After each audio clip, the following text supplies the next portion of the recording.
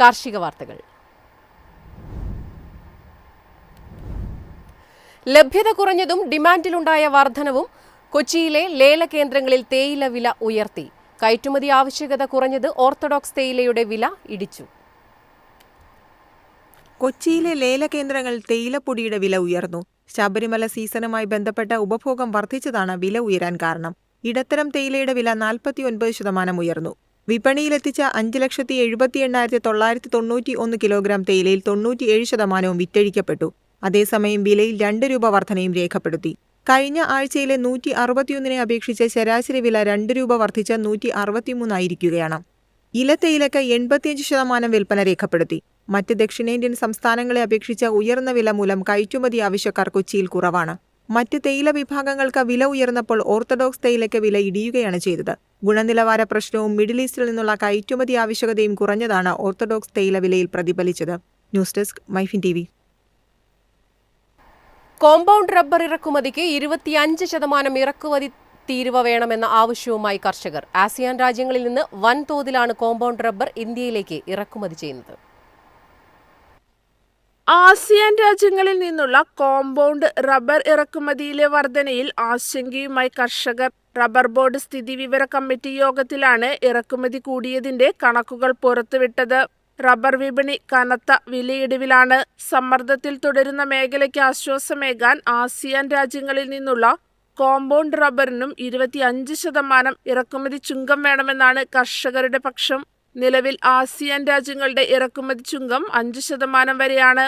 2024-25 സാമ്പത്തിക വർഷത്തെ അപേക്ഷിച്ച് 25-26 സാമ്പത്തിക വർഷത്തിൽ ഏപ്രിൽ മുതൽ ജൂൺ വരെ കോമ്പൗണ്ട് റബ്ബർ ഇറക്കുമതിയിൽ 49.3% വർധനയാണുണ്ടായത്. 2.45 ലക്ഷം ടണ്ണാണ് ഇറക്കുമതി ചെയ്തിരിക്കുന്നത്. News desk MyFin TV.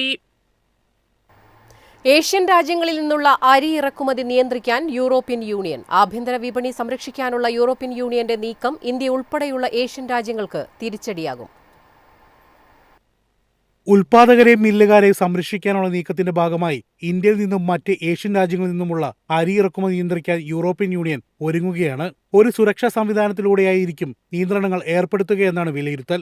European കൗൺസിലും പാർലമെന്റും basmati ഇതര അരി ഇറക്കുമതികൾക്കായി നിർദ്ദിഷ്ട ഓട്ടോമാറ്റിക് സേഫ് ഗാർഡ് മെക്കാനിസം കൊണ്ടുവരാൻ തീരുമാനിച്ചിരിക്കുകയാണ്. താൽക്കാലിക കരാർ കൗൺസിലും പാർലമെന്റും അംഗീകരിച്ചതിനു ശേഷം ഔദ്യോഗികമായി അംഗീകരിക്കപ്പെടും. 2027 ജനുവരി 1 മുതൽ നിയമനിർമ്മാണം പ്രാബല്യത്തിൽ വരും. നിർദ്ദിഷ്ട ഓട്ടോമാറ്റിക് സേഫ് ഗാർഡ് മെക്കാനിസത്തിൽ നിന്നും പൂർണ്ണമായും ഒഴിവാക്കണമെന്ന ഇന്ത്യയുടെ ആവശ്യം നിരസിക്കുകയായിരുന്നു. മ്യാൻമാറിൽ നിന്നും കംബോഡിയയിൽ നിന്നുമുള്ള അരി ഇറക്കുമതിക്ക് 2019 യൂറോപ്യൻ യൂണിയൻ സുരക്ഷാ തീരുവ ചുമത്തിയിരുന്നു. 2022 ഇതിന്റെ കാലാവധി അവസാനിക്കുകയും ചെയ്തു. എന്നാൽ നിലവിലെ നിർദ്ദേശങ്ങൾക്കായുള്ള ചർച്ചകൾ 2022 ആരംഭിച്ചത്. News desk MyFin TV. കാണാം കമ്പോള നിലവാരം. ഇന്നത്തെ കമ്പോള നിലവാരം. RSS 4 204, RSS 5 201, ലാറ്റക്സ് 141, ജാതിക്ക 330, ജാതിപത്രി 2100, ഗ്രാമ്പു 900, അടയ്ക്ക 280, കാപ്പിക്കുരു 200, കൊക്കോ പരിപ്പ് 380, കുരുമുളക് ഗാർബിൾഡ് 71,200, കുരുമുളക് അൺഗാർബിൾഡ് 69,200, ഏലയ്ക്ക 2,300 മുതൽ 2,400 വരെ, വെളിച്ചെണ്ണ 35,400, കൊപ്ര 21,600, ചുക്ക് 25,000.